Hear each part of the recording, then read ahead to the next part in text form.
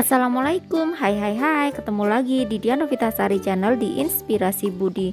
Jangan lupa subscribe, like, share, and komennya. Terima kasih. Hari ini kita melanjutkan membahas materi kelas 5, tema 3, subtema 3, pembelajaran 4, halaman 100. Silakan disimak ya. Buka buku kelas 5, tema 3, halaman 100. Pembelajaran 4, bacalah percakapan Udin, Beni, Lani, dan Siti berikut ini. Udin, aku tidak menyangka ternyata teman-teman kita memiliki beraneka ragam keterampilan yang luar biasa. Beni, hahaha, betul Din, ada yang menulis bahwa ia mahir bermain gitar, ada yang terampil bermain drum, ada pula yang merdu suaranya. Wah, mereka bisa membentuk sebuah band sekolah, Din. Lani, seru sekali ya. Bayangkan kalau di dalam sebuah kelas kita semua hanya terampil bermain drum, tapi tidak ada yang terampil bermain alat-alat musik lainnya, dan bahkan tidak ada yang pandai bernyanyi. Siti, itulah salah satu kekuatan keragaman yang kita miliki ya Lan, bahwa dengan perbedaan yang ada kita dapat saling mengisi dan melengkapi. Begitu pula dengan para petani yang beraneka ragam keahliannya. Ada yang memiliki sawah, kebun singkong, kebun jagung, dan lain-lain. Pada pembahasan sebelumnya, para petani yang memanfaatkan sistem irigasi ini bernaung dalam wadah organisasi agar mereka dapat saling membantu satu sama lain. Apa yang jadinya jika tidak ada kerukunan antar para petani tersebut? Apakah perbedaan yang terdapat dalam masyarakat memberikan manfaat bagi kemajuan pembangunan masyarakat tersebut? Jelaskan. Berikut adalah artikel tentang sebuah organisasi budaya yang mewadahi bakat seni kaum remaja di masyarakat lingkungan sekitar. Sanggar Tari, wadah para penari tradisional. Sanggar Tari merupakan sebuah organisasi yang sengaja dibuat untuk mewadahi kreativitas seni warga masyarakat, khususnya dalam hal seni tari. Disinilah tempat berkumpul mereka yang ingin mengenal lebih dekat tentang tarian tradisional khas daerah mereka. Sanggar Tari juga tempat berkumpul para penari di daerah sekitar yang ingin memajukan dan melestarikan budaya daerah mereka. Lanjut halaman 101. Salah satu sanggar tari yang aktif dalam melestarikan tarian tradisional daerah mereka adalah Sanggar Tari Kambang Ti Garun dari Kalimantan Selatan.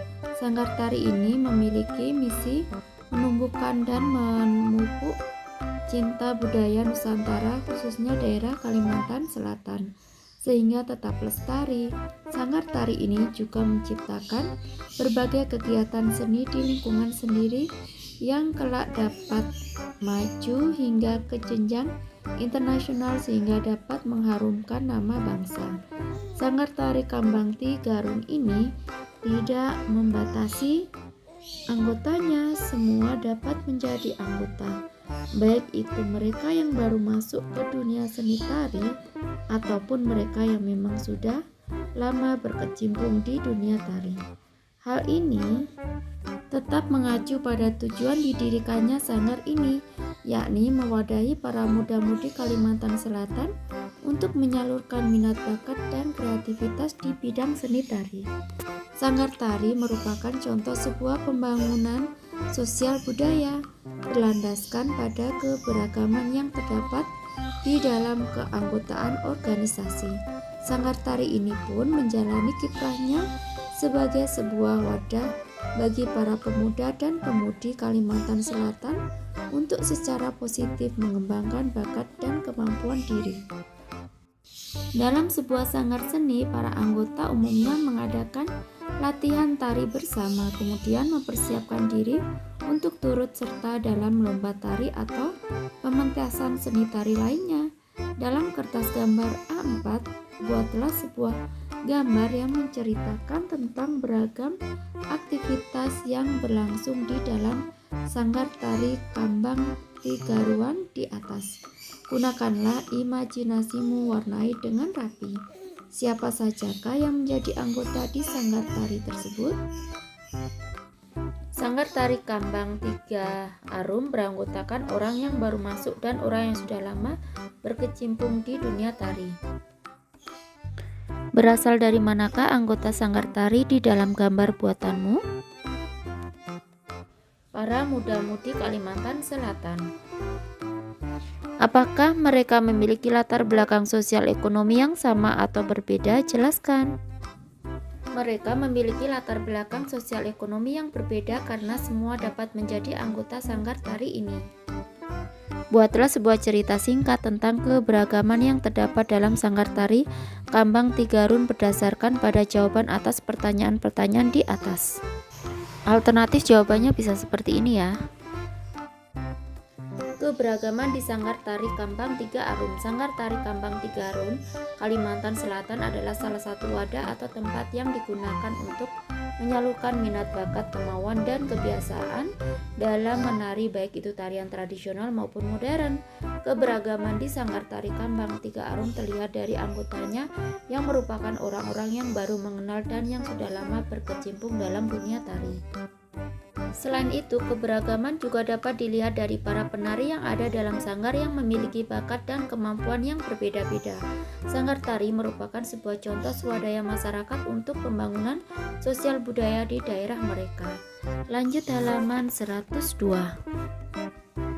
Keragaman sosial budaya Indonesia sebagai modal pembangunan nasional. Tampaknya keragaman sosial budaya menjadi modal pembangunan nasional. Setujukah kamu dengan pernyataan tersebut? Tentu setuju ya. Pendapatku tentang pernyataan keragaman sosial budaya menjadi modal pembangunan nasional adalah: dengan keberagaman suku dan budaya yang dimiliki, kita bisa belajar untuk saling menghargai dan bertoleransi dengan yang lain. Dengan adanya toleransi, maka akan menghindari adanya perpecahan sehingga persatuan dan kesatuan akan terjaga dengan baik. Dua hal inilah yang menjadi modal penting dalam pembangunan nasional. Sanggar tari merupakan sebuah contoh swadaya masyarakat untuk pembangunan sosial budaya di daerah mereka. Sebutkan contoh-contoh keragaman sosial budaya yang dapat ditemukan di daerahmu. Jika itu berbentuk bahasa daerah, sebutkan nama dari bahasa daerah tersebut, dan seterusnya. Contoh keragaman sosial budaya adalah: ada kerukunan suku bangsa, yang kedua keragaman bahasa, yang ketiga keragaman rumah adat tradisional, yang keempat keragaman pakaian adat tradisional, dan yang kelima keragaman senjata tradisional. Lanjut halaman 103. Manfaat keragaman sosial budaya. Yang pertama, menarik minat para wisatawan asing dan dalam negeri untuk berkunjung. Alternatif jawaban untuk nomor 2, 3, 4, dan 5 adalah mempererat persatuan dan kesatuan bangsa. Yang ketiga, memperluas wawasan masyarakat tentang keragaman sosial budaya. Yang keempat, menjadi kekayaan budaya bangsa. Yang kelima, menjadi daya tarik para wisatawan domestik dan mancanegara. Pada pertemuan sebelumnya, kelompokmu sudah mulai membuat rancangan iklan layanan masyarakat tentang pentingnya keragaman sebagai modal pembangunan bangsa. Buatlah naskah untuk iklan kelompokmu dengan menentukan judul iklan beserta tokoh-tokohnya. Durasi iklan adalah 2-4 menit. Pastikan menggunakan tokoh yang berasal dari keberagaman yang dapat kamu temui dari lingkungan sekitar. Gunakan kalimat berbahasa Indonesia yang baik dan santun. Iklan layanan masyarakat keragaman sebagai modal pembangunan bangsa. Judul iklannya misalnya keragaman sebagai modal pembangunan bangsa 4. Jumlah pemerannya ada 4 orang. Naskah iklannya bisa seperti ini ya.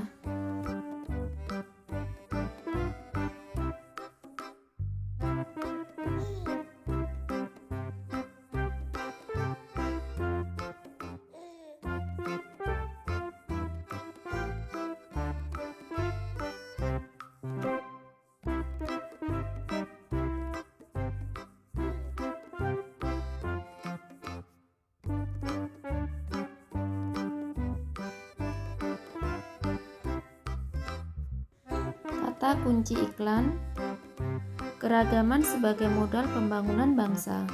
Dalam pembuatan iklan di sebuah media elektronik diperlukan alat bantu yang dinamakan storyboard. Storyboard berbentuk sketsa gambar yang disusun berurutan sesuai dengan naskah.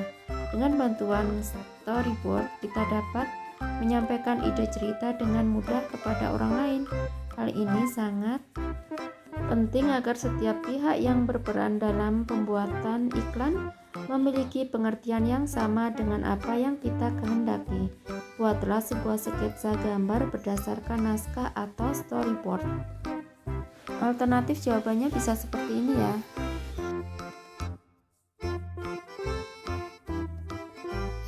Lanjut halaman 105. Refleksi yang pertama, apakah aku sudah melakukan kerjasama yang baik dengan kelompokku? Tentu sudah ya. Apakah yang harus aku lakukan agar kerja kelompok menjadi lebih baik? Harus selalu kompak. Lani menyatakan berbagai keahlian memang sangat menarik. Bayangkan bagaimana jika tidak ada keberagaman di dunia ini ya, Siti. Siti, betul sekali Lani, namun menyatukan berbagai keahlian perlu konsentrasi yang tinggi ya. Misalnya bermain dalam sebuah band, masing-masing anggota harus mampu berkonsentrasi agar menghasilkan nada yang harmonis. Lani, betul sekali kamu Siti, manusia mampu berkonsentrasi apabila kebutuhan nutrisi dalam tubuhnya cukup, bukan Siti? Ya, betul sekali, sesibuk apapun kita harus menyempatkan diri untuk makan dan minum yang cukup, dan jangan lupa pula istirahat yang cukup. Pembicaraan ini mengingatkan saya tentang fungsi sistem pencernaan kita ya Lani. Tubuh manusia memerlukan asupan air putih yang cukup. Kurangnya asupan air putih dapat berdampak bagi kesehatan tubuh. Beberapa di antaranya adalah sebagai berikut. Yang pertama, membuat sel-sel otak menjadi tidak aktif. Yang kedua, menurunkan konsentrasi. Yang ketiga, menyebabkan halusinasi. Yang keempat, menyebabkan infeksi kandung kemih. Yang kelima, membuat kulit kusam. Yang keenam, mengganggu fungsi ginjal. Lanjut halaman 106. Bersama dengan teman sebangkumu, buatlah sebuah ringkasan yang dilengkapi dengan gambar tentang dampak kurangnya asupan air putih bagi kesehatan tubuh. Bacakan dan jelaskan kesimpulanmu di depan kelas. Alternatif jawabannya bisa seperti ini ya.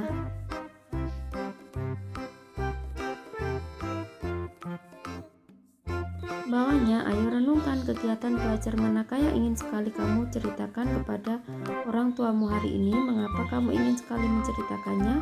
Apakah karena ingin menyenangkan atau karena kamu mampu menyelesaikannya? Jelaskan tentang kegiatan itu. Kegiatan bersama orang tua, ceritakan satu hal yang paling kamu sukai dan kamu kerjakan di sekolah hari ini. Nah, kiranya cukup sekian dulu video pembelajaran kali ini. Sampai ketemu di video pembelajaran berikutnya. Semoga bermanfaat. Wassalamualaikum warahmatullahi wabarakatuh.